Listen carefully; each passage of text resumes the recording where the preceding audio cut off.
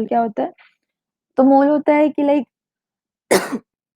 Normal अगर कोई भी चीज में अगर हम लोग देखते हैं, वेट अगर उसका देखते हैं, तो अ, उसमें हम लोग ग्राम से मेजर करते हैं, तो ये क्वांटिटी इस तरह से मेजर करते हैं हम लोग।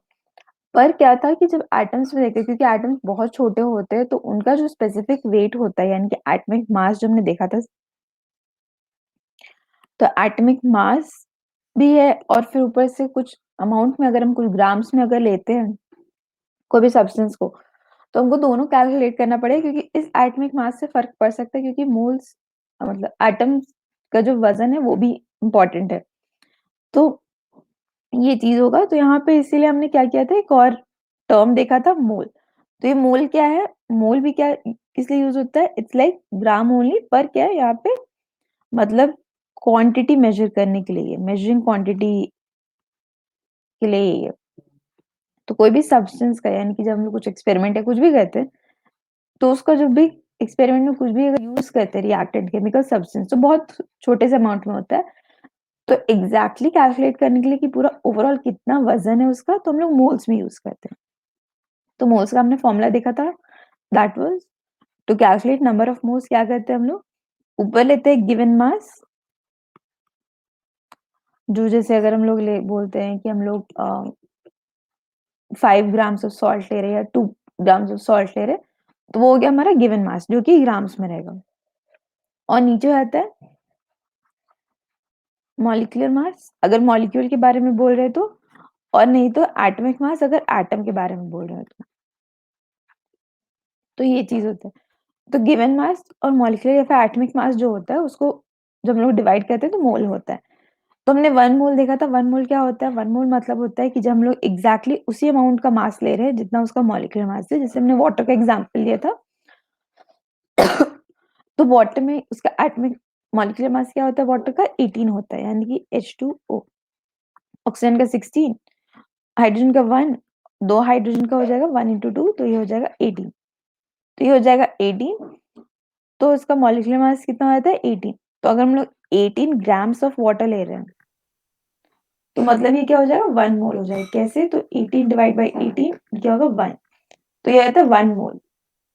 तो मोल्स इस तरह से निकालते हैं, ये वाला पर्टिकुलर फॉर्मूला है, that is given mass divide by molecular mass. अब आए थे एवोगाड्रोस नंबर क्या होता है, तो एवोगाड्रोस नंबर होता है कि मतलब एक मोल में कितना नंबर ऑफ एटम होता है, वो दिया गया था एवोगाड्रोस नंबर के हिसाब से, या फिर एवोगाड्रोस कांस्टेंट बोलते हैं उसको। तो वो क्या होता है, 6.02214087 इंटू 10 पावर 23। इसका कोई यूनिट नहीं होता है, क्योंकि हम नंबर बता रहे हैं ना, जैसे काउंट करते हैं तो 1 2 3 4 इस तरह से काउंट करते हैं, तो उसके पीछे कोई यूनिट नहीं होता है।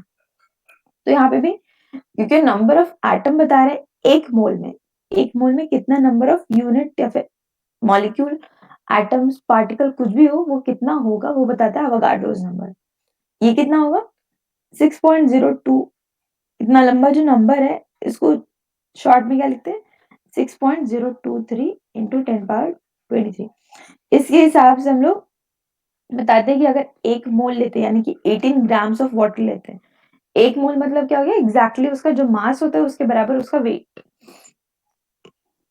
तो ये क्या हो गया, एक मोल ऑफ वाटर में कितना है मॉलिक्यूल, 6.023 इंटू 10 पावर 23। ये मॉलिक्यूल है, क्योंकि हम लोग मॉलिक्यूल क्या है, वाटर हमारा मॉलिक्यूल होता है, इसलिए मॉलिक्यूल का बात कर रहे हैं हम लोग। और 18 ग्राम्स ऑफ वाटर में भी कितना होगा, इतना ही होगा, क्योंकि 18 ग्राम्स ऑफ वाटर मतलब होता है 1 मोल।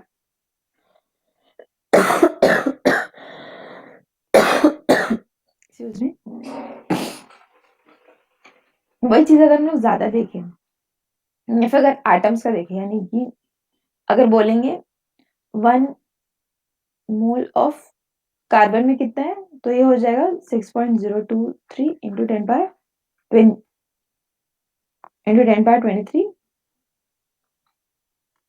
एटम्स हो जाएगा।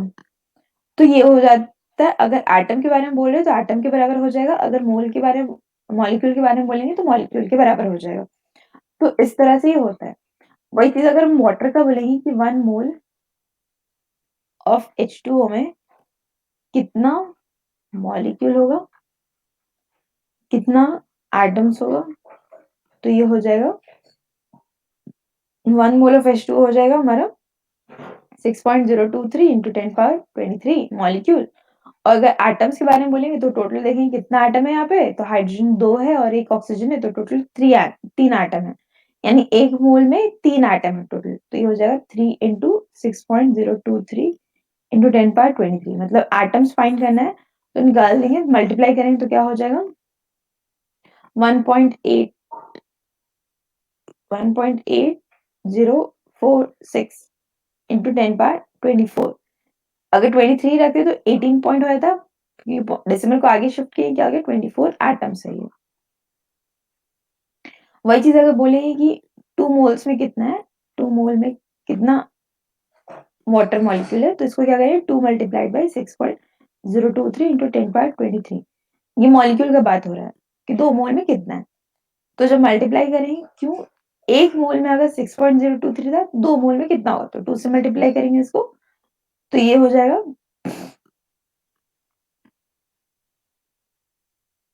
1 सेकंड, यहाँ 9 होगा, सॉरी, ये हो जाएगा 6, और ये हो जाएगा 3 2 6, यहाँ पे 6 होगा 1 पॉइंट,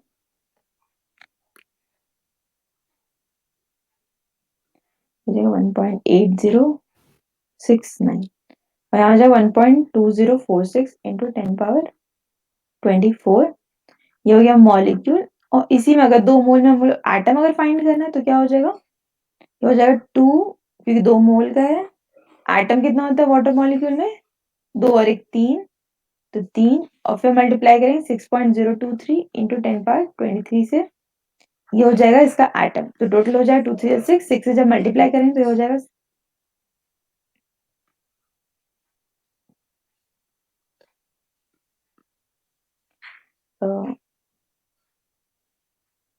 3.6138 इंटू 10 पावर 24 एटम्स हो जाएगा।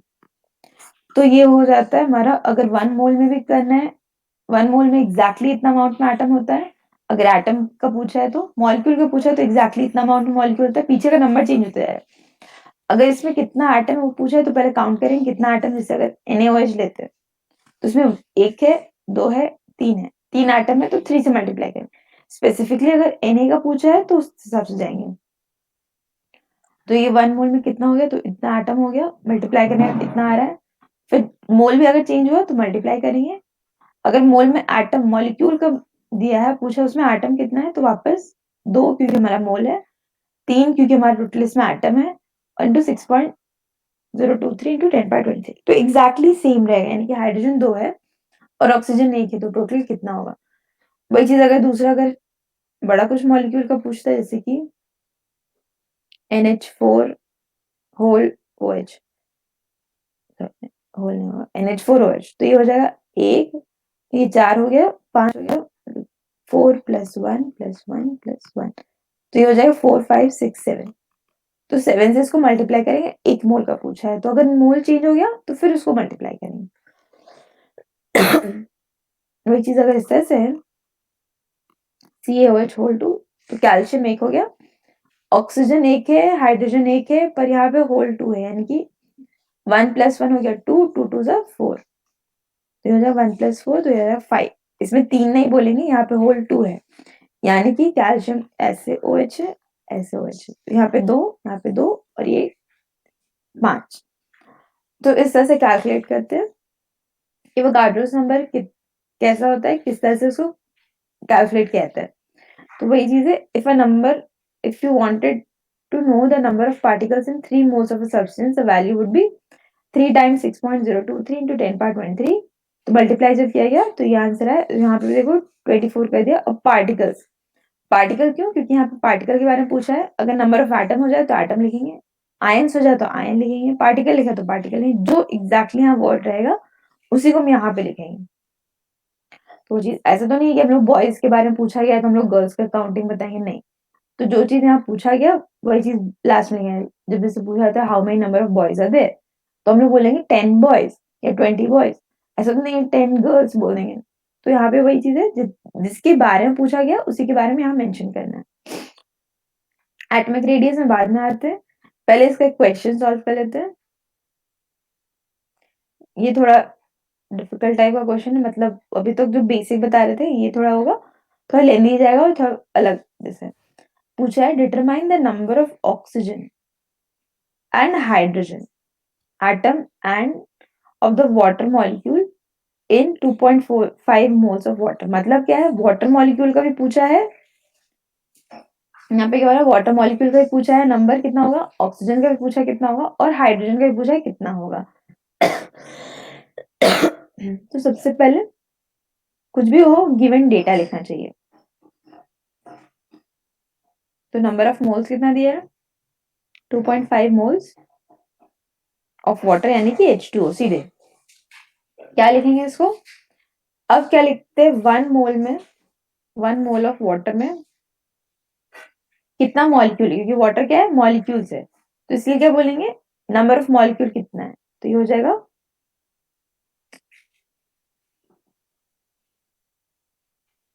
ये हो जाएगा हमारा 6.023 इंटू 10 पावर 23।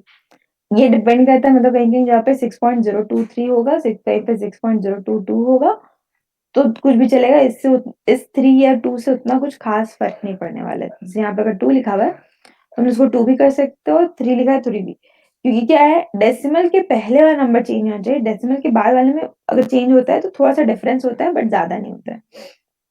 तो 2 लिखा है तो 2 ही लेते हैं। सबसे पहले पूछा है कि वाटर मॉलिक्यूल का पूछा है, तो सबसे इजी वाटर मॉलिक्यूल का है, क्योंकि नंबर ऑफ मोल्स हमको दिया हुआ है, 1 मोल का हमको पता है, तो सबसे पहले वाटर मॉलिक्यूल का कैलकुलेट करते हैं। तो लिखेंगे 2.5 मोल ऑफ वाटर में कितना होगा, तो ये हो जाएगा 6.022 इंटू 10 पावर 23, और इसको मल्टीप्लाई करते हैं 2.5 से। तो 2.5 से जब मल्टीप्लाई करेंगे तो ये हो जाएगा 15.055 इंटू 10 पावर 23। अगर यहाँ पे 23 लिखा हुआ है तो यहाँ पे 15 के बाद डेसिमल पड़ेगा, अगर 1.5 लिखते हैं तो यहाँ पे 24 हो जाता। तो इतना क्या हो गया, मॉलिक्यूल किसका, वाटर का, वाटर का डन है। अब क्या बोला है, हाइड्रोजन का। तो अगर हाइड्रोजन वाटर मॉलिक्यूल का फॉर्मूला देखें, तो एक मॉलिक्यूल में 2 हाइड्रोजन होता है, तो यहाँ पे क्या लिखेंगे, यहाँ पे लिखेंगे 1 molecule of water contain 2 hydrogen atom, 2H atom मतलब 2 हाइड्रोजन एटम। तो मतलब क्या हो गया, अब एक हाइड्रोजन कंटेन करता है, तो यहाँ पे क्या हो जाएगा, 1 mole of water will contain, तो 1 मोल में कितना होता है, 6.022 होगा, किसका, नॉर्मल एटम। तो यहाँ पे क्या लिख सकते हैं, 2 टाइम्स 6.022 इंटू 10 पावर 23 एटम्स। 1 मोल में क्योंकि 2 हाइड्रोजन है, किसी भी वाटर मॉलिक्यूल में क्योंकि 2 हाइड्रोजन आता है, तो यहाँ पे क्या करेंगे, 2 मल्टीप्लाई करेंगे, क्यों, क्योंकि हमको 1 मोल का फाइंड करना है ना। अब 1 मोल में 2 हाइड्रोजन का एटम आ रहा है, तो इसलिए 2 से मल्टीप्लाई किया, ये हो गया। अब ये 1 मोल में है, तो यहाँ पे क्या करेंगे, 2.5 मोल ऑफ वाटर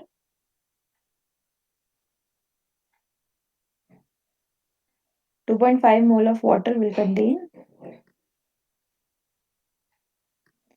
कंटेन कितना, तो ये हो जाएगा 2.5 multiplied by 2 multiplied by 6.022 into 10 power 23। जब इसको मल्टीप्लाई करेंगे तो सबसे पहले इन दोनों को मल्टीप्लाई करें तो 5 हो जाएगा, 5 से जब इसको मल्टीप्लाई करेंगे तो हो जाएगा 5 11 1, यहाँ पे पॉइंट और यहाँ पे 5 30 into 10 power 23 atoms, atoms of hydrogen. अब हाइड्रोजन का तो हो गया, अब आते हैं ऑक्सीजन पे। अब हर एक में एक ही ऑक्सीजन होता है, तो यहाँ पे क्या लिखेंगे, एक ऑक्सीजन होता है, तो यहाँ पे लिखेंगे 1 molecule of excuse me water contain 1 atom of oxygen. तो यहाँ हो जाएगा 1 मोल में कितना हो, 1 mole of H2O will contain या विल हैव कितना 6.022 इंटू 10 पावर 23। 1 से मल्टीप्लाई करेंगे तो वैसे ही होगा, अगर 1 से लिखना भी है तो 1 से मल्टीप्लाई करेंगे तो उतना ही आएगा, इतना एटम ऑफ ऑक्सीजन। तो अब बोला गया है कि हमको पता करना है किसका 2.5 का, तो 2.5 mole of H2O will contain कितना मोल ऑफ कितना मोल, तो ये हो जाएगा 2.5 multiplied by 6.022 into 10 power 23 atoms of oxygen. तो जब मल्टीप्लाई करेंगे इसको तो ये कितना आएगा, ये एग्जैक्टली उतना ही आएगा जितना ये आया था। पर यहाँ पे एक चीज ध्यान रखना लगा कि जब यही सारा कवर कर ले रहा है तो ये हाइड्रोजन कहाँ जाएगा ऐसा डाउट होता है, तो यहाँ हो जाएगा एटम्स, पहले इसको कर लेते हैं एटम्स ऑफ ऑक्सीजन। तो यहाँ पे क्या बोला है, यहाँ पे अगर देखते हैं तो ये है 15.055 मॉलिक्यूल, यहाँ ये है एटम, इतना मॉलिक्यूल ऑफ हाइड्रोजन वाटर है, उसके अंदर कितना मॉलिक्यूल, कितना एटम से कहाँ गया, इतना हाइड्रोजन का एटम है और इतना ऑक्सीजन का एटम है। यहाँ पे ये इसलिए मैंने बोला था यहाँ पे ये चीज अलग हो जाएगा, एटम के बारे में पूछा है क्योंकि ऑक्सीजन एटम के बारे में पूछा है, तो यहाँ ऑक्सीजन एटम हो जाएगा, यहाँ मॉलिक्यूल के बारे में पूछा है तो मॉलिक्यूल हो जाएगा। तो इस तरह से कैलकुलेट करते हैं, तो ये हो गया हमारा टोटल अमाउंट कि किस तरह से होता है, मतलब किस तरह से कैलकुलेट किया था और क्या क्या होता है, किस तरह से ऑक्सीजन को कैलकुलेट करेंगे, वाटर मॉलिक्यूल कैलकुलेट करेंगे। वही चीज अगर अ, कोई भी जो चीज होता है वो हमेशा किसमें कैलकुलेट करते हैं, एनटीपी या एसटीपी। अभी एनटीपी और एसटीपी होता क्या है, नॉर्मल टेम्परेचर एंड प्रेशर, और एसटीपी का होता है स्टैंडर्ड टेम्परेचर एंड प्रेशर। तो ये नॉर्मल टेम्परेचर एंड प्रेशर या स्टैंडर्ड टेम्परेचर एंड प्रेशर मतलब क्या हो गया, रूम टेम्परेचर पे, मतलब ऐसा नहीं है कि एकदम एक्सट्रीम हॉट है या फिर एक्सट्रीम समर है तो एकदम एक्सट्रीम टेम्परेचर पे चले जाना है, या विंटर है तो एकदम नीचे बिलो टेम्परेचर पे चला जाना, क्योंकि हर जगह रूम टेम्परेचर अलग होता है। तो एक कॉमन टेम्परेचर निकाला गया था, रूम टेम्परेचर एंड प्रेशर। तो रूम टेम्परेचर होता है, उसको कंसिडर किया जाता है 20 से लेके 25 डिग्री सेल्सियस तक, मैक्सिमम 25 डिग्री रखा जाता है। पर ये चीज दिया गया 20 से लेके, एक रेंज दिया गया 20 से लेके 25 डिग्री सेल्सियस जो होता है उसके बीच में होता है रूम टेम्परेचर। और प्रेशर कितना होता है, नॉर्मल प्रेशर हो जाता है 1 atm। 1 atm मतलब जैसे हम लोग सी लेवल के थोड़ा ऊपर है, हम लोग जो सी लेवल होता है उससे ऊपर है हम लोग। तो बहुत जगह अगर माउंटेन्स वगैरह पे देखा जाए तो जब हम लोग हाइट पे जाते हैं तो क्या होता है, हमारे सर पे जो प्रेशर पड़ता है वो प्रेशर बहुत हाई होता है। तो वो डिपेंड करता है, जब हम लोग हाइट पे जाते हैं तो हमारा प्रेशर जो होता है इंक्रीज करते रहता है, क्योंकि हमारे सर के ऊपर जो है एयर जो है वो प्रेशर डाल रहा है, क्योंकि जैसे जैसे हाइट ऊपर जाते हैं वैसे वैसे क्या होता है, एटमॉस्फेयर जो होता है थिक होते जाता है, क्योंकि सारा गैसेस क्या होता है ऊपर जाके ज्यादातर सेटल होता है, तो वहाँ थिक होता रहता है। तो वहां पे क्या होता है, बहुत सारे गैसेस है तो हर एक गैस का अपना अपना प्रेशर होता है, तो इसलिए माउंटेन्स पे जाने पे या फिर हाइट पे जाने पे प्रेशर फील होता है सर के ऊपर। वही हम लोग नॉर्मल देखे, जैसे नॉर्मल अगर हम लोग सी लेवल के एक पर्टिकुलर एरिया पे रह रहे हैं, मतलब एक हाइट पे रह रहे हैं, तो प्रेशर होता है 1 atm, यानी कि हमारे सर पे फील नहीं होता है कि हमारे ऊपर प्रेशर पड़ रहा है। और ये एटीएम क्या, एटमॉस्फेरिक प्रेशर यूनिट है प्रेशर का। तो इस चीज पे देखा जाता है, तो इस चीज पे जब एक्सपेरिमेंट किया गया तो ये बोला गया कि 1 मोल में, अभी तक हम लोग कितना देखे थे, ग्राम्स वगैरह देखे थे और एटम्स वगैरह देखे थे, तो 1 मोल ऑफ कोई भी सब्सटेंस का, तो अगर वॉल्यूम अगर देखते हैं 1 मोल में कितना वॉल्यूम होता है, 1 मोल ऑफ सब्सटेंस, जैसे इस तरह से ये एवोगाड्रोस नंबर निकला था, एक कांस्टेंट निकला था कि इतना ही एटम्स है, इतना ही मॉलिक्यूल, इतना ही पार्टिकल होगा। तो 1 मोल ऑफ अ सब्सटेंस का अगर वॉल्यूम देखे नॉर्मल टेम्परेचर प्रेशर एनटीपी या एसटीपी पे, तो ये होता है 22.4 लीटर्स।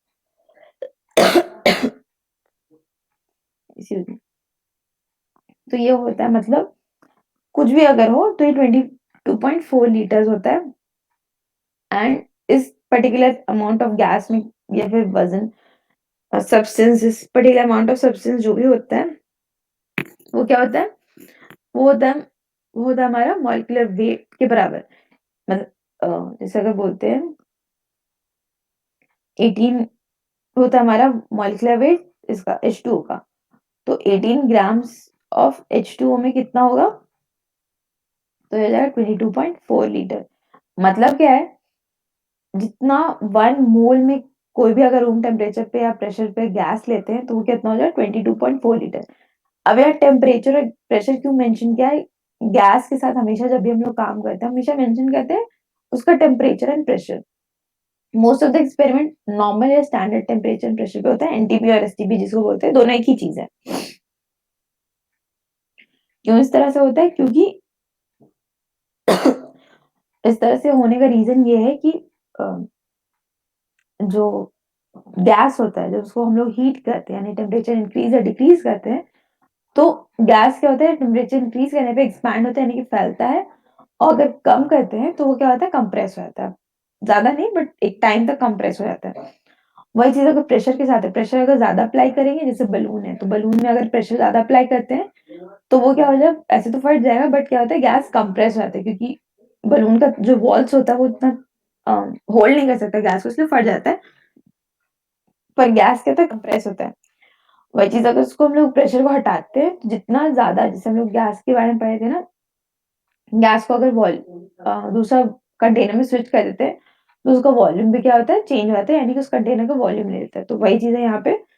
तो गैस प्रेशर के साथ इंक्रीज या डिक्रीज कर सकता है। सेम चीज हमारा टेम्परेचर के साथ भी, टेम्परेचर के साथ भी इंक्रीज या डिक्रीज कर सकता है। तो इसलिए अगर नॉर्मल टेम्परेचर एंड प्रेशर पे लिया जाता है गैस को तो अ, तो यहाँ पे क्या हो जाएगा? अगर नॉर्मल टेम्परेचर गैस प्रेशर पे लिया था गैस को तो 1 मोल जो होता है गैस का वो हो जाता है 1 मोल या कोई भी सब्सटेंस का, जरूरी नहीं सिर्फ गैस का ही हो। 1 मोल अगर हमारा कुछ भी सब्सटेंस हो तो वो किसके बराबर होता है? 22.4 लीटर्स के बराबर होता है। ये जिस तरह से फिक्स है एवोगाड्रोस कांस्टेंट उस तरह से ये भी फिक्स होता है 22.4 लीटर्स।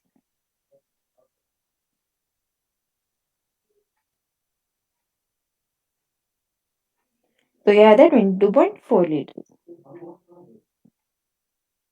तो ये भी फिक्स है, ये वैल्यू याद रखना है। मतलब दो वैल्यू यहाँ पे याद रखना है, एवोगाड्रोस कांस्टेंट का जो हमको बताता है नंबर ऑफ एटम्स कितना होता है, और दूसरा है वॉल्यूम का, दैट इज दूसरा बताता है वॉल्यूम का, दैट इज 22.4 लीटर। तो ये हो गया about Avogadro's constant and STP and NTP और वॉल्यूम। अब आते हैं वापस एटॉमिक रेडियस के ऊपर।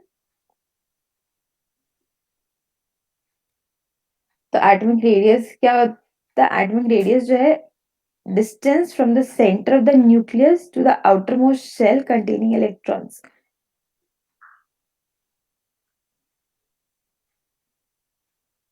ये न्यूक्लियस है, ये शेल्स है, यहाँ इस बीच में ये क्या है? शेल्स है। ये जो है ये न्यूक्लियस का सेंटर से लेके आउटर मोस्ट शेल तक का जो एरिया हो, मतलब जो डिस्टेंस होगा यहाँ से लेके यहाँ तक, जिसको आर से डिनोट करते हैं, तो वो हो जाता है एटॉमिक रेडियस। मतलब सेंटर ऑफ द न्यूक्लियस से लेके आउटर मोस्ट शेल तक जिसमें इलेक्ट्रॉन्स है। ऐसे नहीं, बहुत सारे में एम्प्टी भी होते हैं, इसलिए बोला गया जिसमें इलेक्ट्रॉन्स है उसको क्या बोलते हैं? Atomic radius. जैसे अगर किसी किसी में अगर एक्स्ट्रा भी होते हैं तो उसमें भी क्या करते हैं? एक्स्ट्रा शेल्स होते हैं पर उसमें इलेक्ट्रॉन्स नहीं होते तो उसको काउंट नहीं करेंगे। पर वैसे वैसा शेल जिसमें लास्ट इलेक्ट्रॉन है उसको बोलते हैं उसको बोलते हैं एटॉमिक रेडियस। एंड क्या है? In other words it is the distance from the centre of the nucleus to the point up to which the density of electron cloud is maximum. क्योंकि हम लोग बोर्स में देखे थे, बोर का atomic model में, तो वहां पे क्या था? बोर का एटॉमिक मॉडल में हमने देखा था कि वहां पे अ, बोला गया था कि कोई शेल नहीं होता स्पेसिफिक, उसमें क्या होता है? इलेक्ट्रॉन क्लाउड होता है। मतलब एक एरिया है जहाँ इलेक्ट्रॉन घूम रहा है। तो ये क्या हो जाएगा? जो एरिया में जो इलेक्ट्रॉन घूम रहा है वो क्या हो जाएगा? वो हमारा हो जाएगा इलेक्ट्रॉन क्लाउड, उसको बोलते हैं। वो शेल नहीं होगा, यानी कि रदरफोर्ड बोले थे कि एक स्पेसिफिक शेल में घूम रहा है। पर उसमें क्या होता है? इलेक्ट्रॉन क्लाउड मतलब एक जगह है जहाँ इलेक्ट्रॉन घूमता है। तो इलेक्ट्रॉन क्लाउड जहां तक है उसको बोलते हैं एटॉमिक रेडियस। अगर देखते हैं पीरियोडिक टेबल में, तो ये पीरियोडिक टेबल कुछ इस तरह से दिखता है, बीच में ट्रांजिशन मेटल्स हटा दिया गया।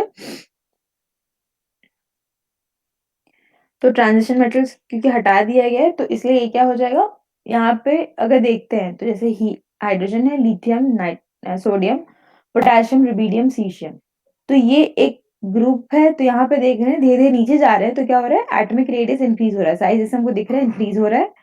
और वही चीज अगर हम ऐसे जा रहे हैं, मतलब नीचे की तरफ, मतलब पीरियड की तरफ ऐसे मूव कर रहे हैं, तो ये क्या हो जा रहा है, छोटा होते जा रहा है। तो मतलब क्या है कि जब हम लोग नीचे जाते हैं, तो ये क्या हो रहा है, एटॉमिक रेडियस क्या हो रहा है, इंक्रीज हो रहा है। एंड अगर वापस आ रहे हैं, मतलब इधर से पीछे से अगर फर्स्ट ए यानी वन ए ग्रुप की तरफ आ रहे हैं, तो ये क्या हो रहा है, एटॉमिक रेडियस इस तरह से बड़ा होता है। बट ऐसे बोला जाता है कि अक्रॉस द पीरियड जब जाते हैं, तो एटॉमिक रेडियस क्या होता है, छोटा होता जाता है। एंड डाउन द ग्रुप जाते हैं, तो एटॉमिक रेडियस बड़ा हो जाता है। तो ये था एटॉमिक रेडियस। एटॉमिक रेडियस अब होता है 3 टाइप का। तो 3 टाइप देखते हैं क्या होता है। तो एटॉमिक रेडियस होता है 3 टाइप का, that is covalent radius, van der Waals radius, या फिर नॉर्मल रेडियस जिसको बोलते हैं। और दूसरा होता है मेटालिक रेडियस। तो वैन डर वाल्स रेडियस, और एक और होता है आयनिक रेडियस। तो वैन डर वाल्स रेडियस आपको पढ़ना नहीं है, तो फिर यहाँ पे देखते हैं कोवेलेंट रेडियस, मेटालिक रेडियस, ये 2 चीज इंपॉर्टेंट पढ़ने के लिए। और छोटा सा दिया होता है बुक में अबाउट आयनिक रेडियस। तो देखते हैं एटॉमिक रेडियस क्या होता है। अब हमने देखा, अब इसमें क्या होता है, अब एटम्स जो होते हैं कभी भी जब भी बॉन्ड बनाते हैं, तो 2-3 टाइप से बॉन्ड बनाते हैं। एक होता है आयंस फॉर्म करके बॉन्ड बनाते हैं, जैसे हमने देखा था NaCl। तो यहाँ क्या हो जाएगा, सोडियम और क्लोराइड, तो ये Na+ और Cl- में कन्वर्ट होता है, तो ये बन गया आयंस। अब आयंस का भी क्या होता है, तो आयंस का भी क्या होता है कि यहाँ पे अलग अलग होता है, यानी कि साइज वहां पे अलग अलग होता है। तो आयनिक रेडियस उसको बोलते हैं। कोवेलेंट रेडियस मतलब ये सारा जो रेडियस है, ये कोई चीज के साथ बॉन्ड बनाएगा, बॉन्ड बनाएगा तो ही जाके बनेगा। मेटालिक रेडियस, मेटल्स जब आपस में बॉन्ड बनाते हैं, क्योंकि हमने देखा है कि मेटल जब बॉन्ड बनाते हैं, यानी कि एक Fe जब दूसरे Fe के साथ बॉन्ड बनाता है, तो उसके बीच में ये जो होता है, इसको बोलते हैं मेटालिक बॉन्ड। ये होता है बहुत स्ट्रॉन्ग फोर्स ऑफ अट्रैक्शन, तो उसको बोलते हैं मेटालिक बॉन्ड। तो ये हो गया अबाउट मेटालिक रेडियस उसके बीच में। तो यहाँ पे क्या हो जाता है, तो दो मेटल के बीच में जो एक न्यूक्लियस से दूसरे न्यूक्लियस तक का जो डिस्टेंस है, उसको बोलते हैं मेटालिक रेडियस। और ये कभी भी ओवरलैप नहीं करते हैं, यानी कि इस तरह से ओवरलैप नहीं होता है। ये क्या है, यहाँ पे एक है, यहाँ पे एक है, इस तरह से। तो इस न्यूक्लियस से लेके इस न्यूक्लियस तक का जो डिस्टेंस होता है, उसको बोलते हैं मेटालिक रेडियस। तो वही है, यहाँ पे अगर दो मेटल के बीच में एक न्यूक्लियस लेके दूसरे न्यूक्लियस तक, the metallic radius is the half of experimentally determined distance between the nuclei of the nearest neighbor in the solid।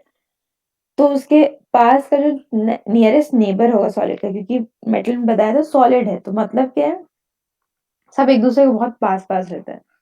तो यहाँ पे क्या हो जाएगा, ये जो सबसे पास वाला जो सॉलिड वाला पार्टिकल के एक न्यूक्लियस से लेके दूसरे न्यूक्लियस तक का जो डिस्टेंस होता है, उसको बोलते हैं मेटालिक रेडियस। डिनोट कैसे करते हैं, 2r, एंड कैपिटल में नीचे सबस्क्रिप्ट में लिखेंगे m। तो ये होता है रेडियस। ये एक रेडियस हो गया, इसको लिखेंगे आर एम। ये दूसरा रेडियस होगा, इसको भी लिखेंगे आर एम। तो इस दोनों को जब ऐड करते हैं, तो क्या आ जाएगा, 2rm, इसलिए बोला गया। तो अब ये हाफ करेंगे तो क्या हो जाएगा, मेटालिक रेडियस हमको मिल जाएगा। तो 2rm है, इसका जब हाफ करेंगे तो ये क्या हो जाएगा, हमको rm मिल जाएगा। तो ये क्या हो गया, मेटालिक रेडियस हमको आ गया। नेक्स्ट आता है कोवेलेंट रेडियस के ऊपर। तो कोवेलेंट बॉन्ड जो बनता है, यानी कि शेयरिंग में जैसे होता है, जैसे अगर हम लोग देखते हैं H2, तो H2 में क्या है, होता है एक हाइड्रोजन के पास एक एटम एक इलेक्ट्रॉन है, एक हाइड्रोजन के पास एक इलेक्ट्रॉन है। दोनों आपस में जब शेयर करते हैं इलेक्ट्रॉन्स को, तो ये क्या होता है, शेयरिंग में ओवरलैप होता है, यानी कि एक के ऊपर एक होता है, यानी कि बॉन्ड इस तरह से बनता है, यानी कि शेयरिंग होने में,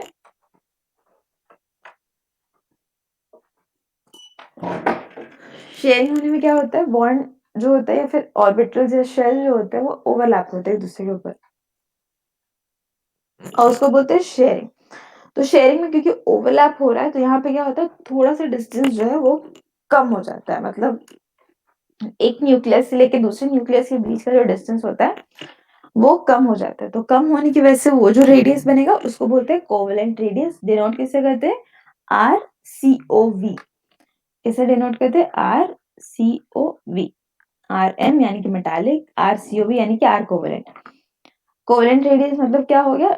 of a non metallic element, क्योंकि नॉन मेटल्स ही है जिनमें इस तरह से बॉन्ड बनता है। तो नॉन मेटालिक एलिमेंट का जब हाफ करते हैं तो जब डिस्टेंस जो बना उसका जब हाफ करेंगे, यानी कि पूरा जो आर सी ओ वी हुआ उसको जब हाफ करेंगे तो ये क्या हो जाएगा? हमको exactly R C O V निकल जाएगा, यानी कि कोवेलेंट रेडियस निकल जाएगा। तो उसको बोलते हैं atomic radius. Distance between the nuclei of the nearest neighbour in the solid. तो सॉलिड तक जो है उसका जो नियरेस्ट नेबर, मतलब वापस वही चीज है कि ये दोनों आपस में बगल में, नियरेस्ट नेबर ये हुआ, इन दोनों के बीच का डिस्टेंस हो गया हमारा 2r कोवेलेंट। एंड जब इसको हाफ किए तो ये क्या हो जाएगा? आर कोवेलेंट मिल जाएगा, यानी कि दोनों के बीच में हमको रेडियस मिल जाएगा। यानी कि एक एटम को हमको रेडियस मिल जाएगा कि बॉन्ड बनने के बाद किस तरह से वो काम करता है, इस तरह से हो जाएगा। नेक्स्ट आते हैं आयनिक रेडियस के बारे में। तो आयनिक, क्योंकि मैंने बताया था आयंस बनता है, आयंस में एक पॉजिटिव वाला बनेगा, एक नेगेटिव वाला। पॉजिटिव वाला क्या होता है? इलेक्ट्रॉन लूज करके बनता है, जो हमने देखा था कि इलेक्ट्रॉन लूज किया यानी कि +1 +2। अगर एक इलेक्ट्रॉन लूज किया तो +1 लिखते हैं, दो इलेक्ट्रॉन लूज किया तो +2 लिखते हैं। आउटर मोस्ट शेल में कितना इलेक्ट्रॉन है उसके ऊपर डिपेंड करता है। और नॉन मेटल जो होते हैं वो गेन करते हैं। तो गेन कर रहे हैं तो ये हो जाएगा हमारा। अब गेन कर रहे हैं तो फिर ये क्या होता है? जब लूज करते हैं तो एक शेल पूरा ही गायब हो जाता है, तो वहां पे क्या होता है? साइज जो होती है उनकी छोटी हो जाती है। और वही चीज जो गेन करते हैं तो उनकी साइज थोड़ी सी बड़ी हो जाती है। इसे यहाँ पे एक छोटा दिख रहा है, एक बड़ा दिख रहा है। तो जो पॉजिटिव वाला होता है उसका साइज छोटा है और जो नेगेटिव वाला है उसका साइज बड़ा है। तो यहाँ वही है, ionic radius of an element is related to the distance between the nuclei of a neighbouring cation and anion. तो कैटायन हो गया हमारा पॉजिटिव वाला, तो ये हो गया हमारा कैटायन जो पॉजिटिव चार्ज बनता है, और जो नेगेटिव चार्ज बन गया उसको बोलते हैं अनायन। तो उसके दोनों के बीच में जो द डिस्टेंस जो होगा उन दोनों के बीच का, तो उसको बोलते हैं आयनिक रेडियस। अब आयनिक रेडियस O2 माइनस का कैसे क्या होता है? 1.40। तो what is the ionic radius of Mg2+, यानी कि क्या बना है? MgO बना हुआ है। तो O का दिया हुआ रेडियस 1.40 एंगस्ट्रॉम। क्योंकि एंगस्ट्रॉम इसलिए क्योंकि एंगस्ट्रॉम सबसे अभी तक का सबसे छोटा यूनिट होता है लेंथ को मेजर करने के लिए।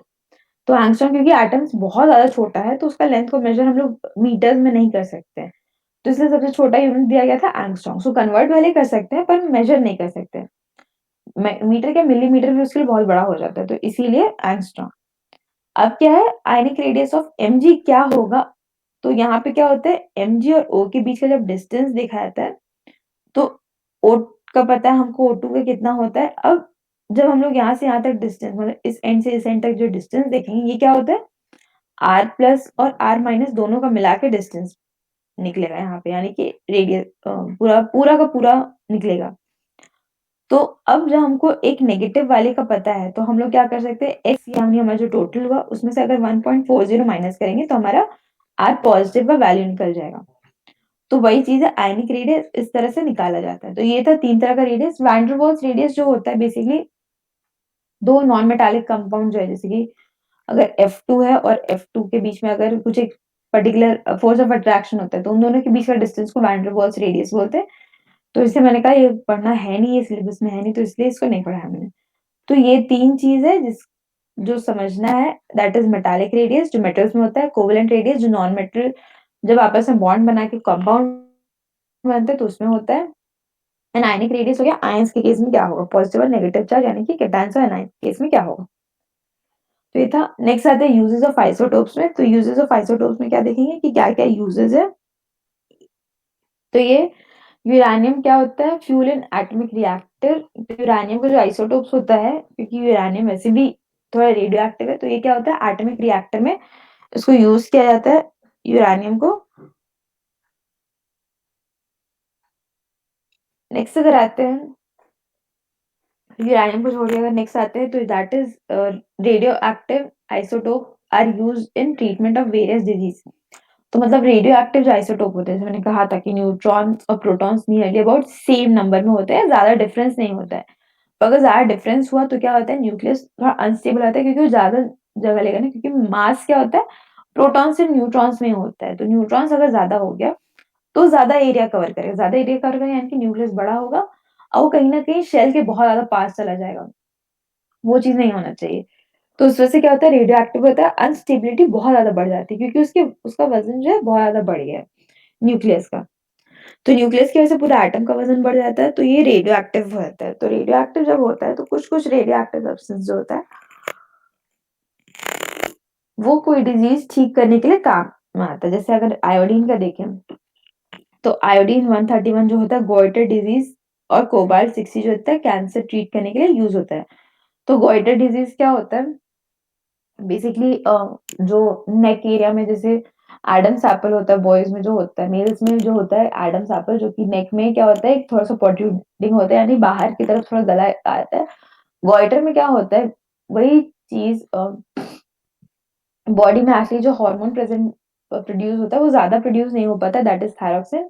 तो उसकी कमी से क्या होता है, गॉइटर होता है और उसमें क्या होता है, आयोडीन की कमी भी होती है। तो आयोडीन कमी होने कैसे आता है, गॉइटर यानी कि वो जो एरिया होता है यानी कि गले में जो वही जो प्रोट्रूडिंग होता है वो बहुत ज़्यादा बाहर आ जाता है, तो वो होता है गॉइटर डिजीज़। तो वो ठीक करने के लिए आयोडीन 131 रिस्पॉन्सिबल है और कैंसर तो सबको पता ही कैंसर क्या होता है, तो उसके लिए कोबाल्ट 60 रिस्पॉन्सिबल है। तो इस तरह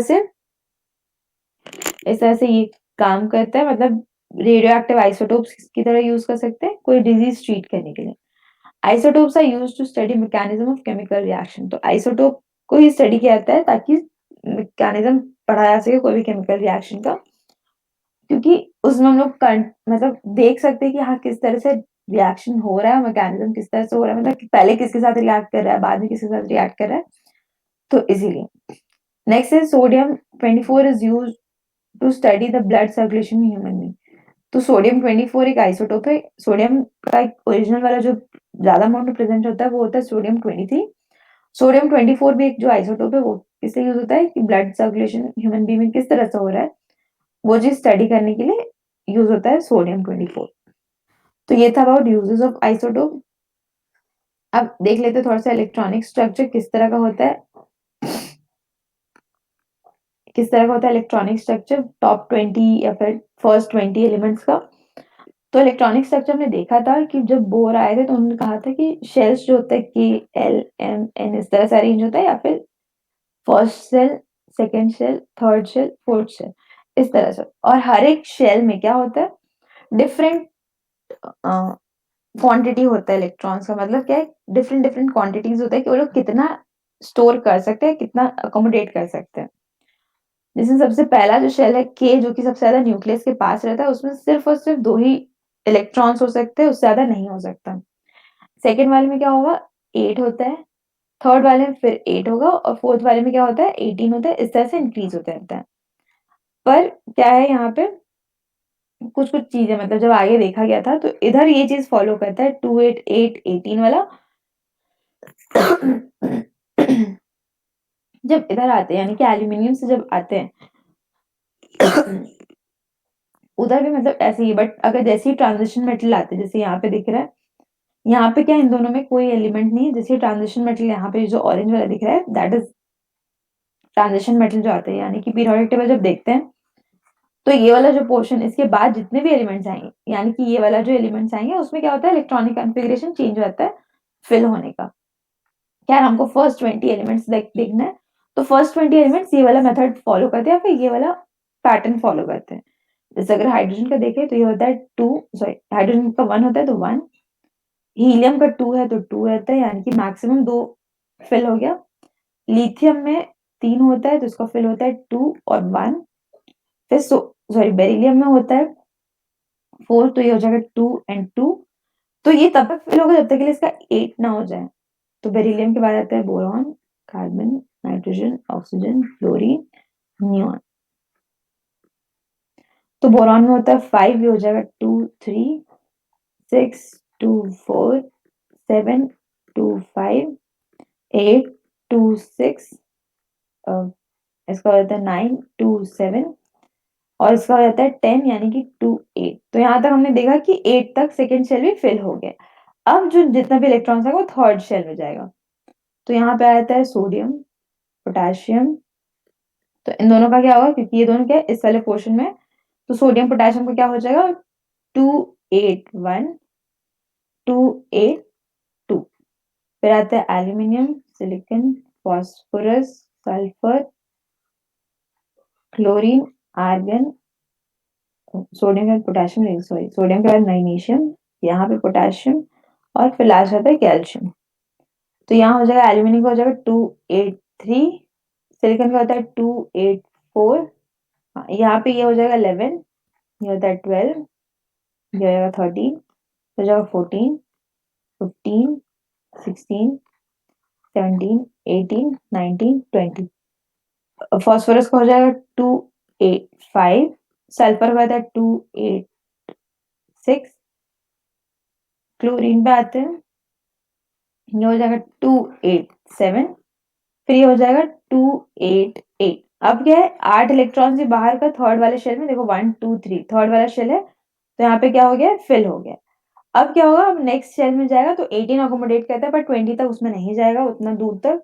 ये हो जाएगा 2882 और ये हो जाएगा 288, सॉरी ये हो जाएगा 1 और ये हो जाएगा 2। तो इस तरह से फिल होता है, मतलब क्या फर्स्ट शेल जो होता है हमेशा उसमें 2 जाता है मैक्सिमम, जैसे हमको दिख रहा है यहाँ पे सारे शेल में पहले वाले में क्या है 2 है, 2 ही जाता है। सेकंड शेल में 8 जाता है जो कि हमको यहाँ पे दिख रहा है 8 है, इसमें मैक्सिमम 8 तक है, उसके बाद तब तक के लिए फिल हुआ है, 8 के बाद फिर नेक्स्ट शेल में चला गया।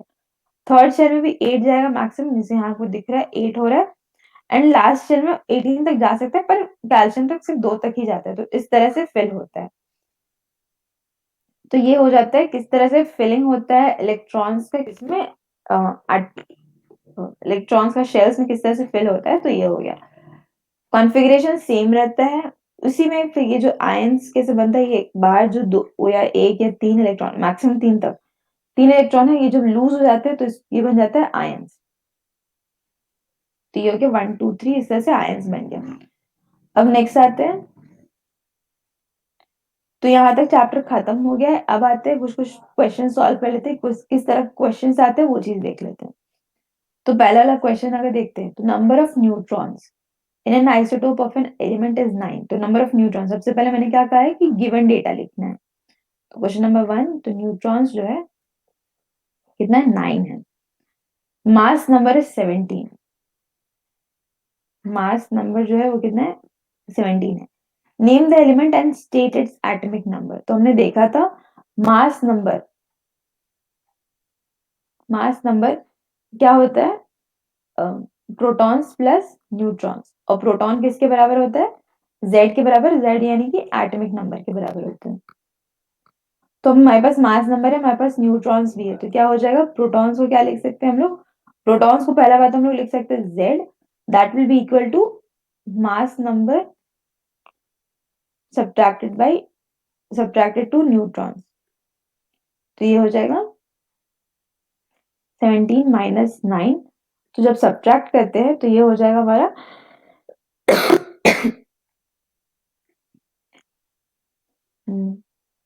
हाँ, तो मास नंबर हो गया हमारा 17 जो क्वेश्चन में दिया हुआ था, और फिर हमारा न्यूट्रॉन्स कितना हो गया 9 हो गया। तो 17 में से जब 9 सब्ट्रैक्ट करते हैं तो ये हो जाएगा 8, वैल्यू आएगा 8।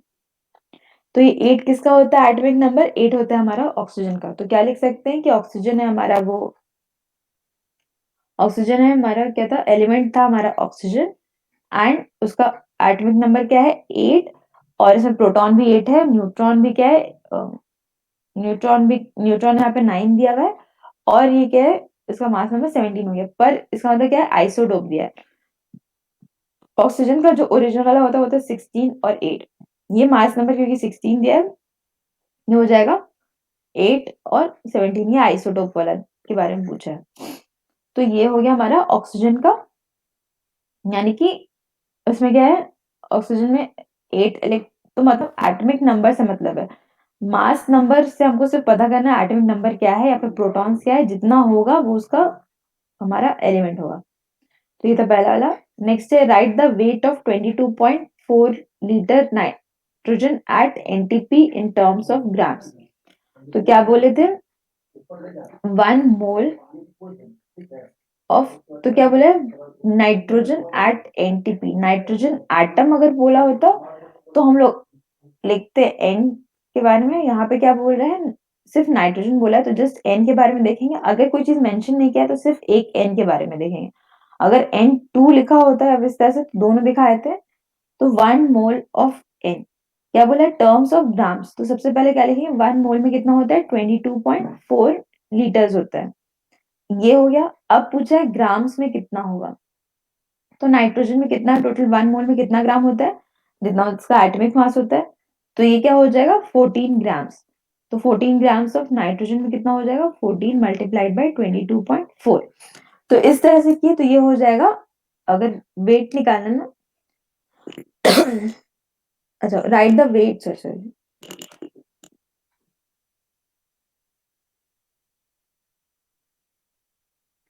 तो लिखा है right the weight of 22.4 litre of nitrogen at NTP. तो यहाँ पे बोला है कि 22.4 लीटर में कितना होगा, तो 22.4 लीटर में 1 मोल होता है, और हम बताए थे 1 मोल तभी होता है जब आपका जो मास होता है, आप गिवन मास, आपका जो एटॉमिक मास होता है वो उतना ही अमाउंट में आप गिवन मास लो। तो ना एक नाइट्रोजन का होता है 14 ग्राम्स, ये हो जाएगा हमारा क्या, 14 होता है इसका एटॉमिक मास, एटॉमिक मास।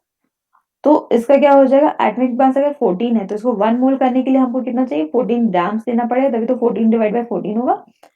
तो इसमें कितना होता है, 14 ग्राम्स हो जाएगा।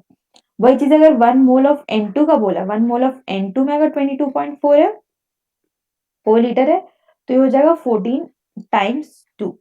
कैसे, क्योंकि नाइट्रोजन N2 का बात कर रहा है ना, तो यहाँ हो जाएगा 28 ग्राम्स। अगर सिर्फ नाइट्रोजन लिखना है तो सिर्फ ये होगा, N2 के बारे में बोला है, N2 के बारे में बोला है, तो यहाँ पे क्या हो जाएगा 28 इस तरह से होगा। क्यों, क्योंकि एक नाइट्रोजन का होता है 14, तो 2 नाइट्रोजन का क्या होगा, तो यहाँ हो जाएगा 14 टाइम्स 2। तो इसका मॉलिक्यूलर मास क्या हो गया 28, तो इसीलिए उतना ही बराबर क्या होगा, उसका ग्राम्स होगा। तो यहाँ पे क्या पूछा, वेट पूछा था इतने में, तो 1 मोल में इतना होता है, तो 1 मोल में मास भी तो इतना ही होगा, तो इसलिए मास इसके बराबर लेगी। How many atoms of carbon are present in 1.5 moles of carbon, तो यहाँ लिखेंगे 1 मोल ऑफ कार्बन में कितना होता है, 6.022 इंटू 10 पावर 23, इतना एटम होता है, इतना एटम होता है। तो यहाँ पे बोला है 1.5 मोल में कितना होगा, 1.5 मोल ऑफ कार्बन में कितना होगा। तो क्या करते हैं, इसमें मल्टीप्लाई करेंगे ऑब्वियस है, क्योंकि हमने बताया था कि इस तरह से कैलकुलेट जब करेंगे तो ये मल्टीप्लाई होगा। तो जब 1.5 टाइम्स 6.022 इंटू 10 पावर 23, तो ये हो जाता है, तो ये हो जाएगा जब मल्टीप्लाई करेंगे इसको 1.5 को किससे, 6.022 से, तो ये हो जाएगा, आंसर आता है हमारा 9.033 इंटू 10 पावर 23, ये हो जाएगा एटम। कार्बन कभी भी कंपाउंड फॉर्म में प्रेजेंट नहीं होता, मतलब कंपाउंड फॉर्म में बनेगा बट खुद के साथ कभी मॉलिक्यूल फॉर्म में प्रेजेंट नहीं होता, इसलिए एटम्स के बारे में पूछा है। कार्बन क्योंकि सॉलिड फॉर्म में इसको सी एज अ होल एग्जिस्ट कर सकता है, तो इसलिए ये चीज लिखा गया है। लास्ट क्या है, what is the number of total atom present in 9 grams of water.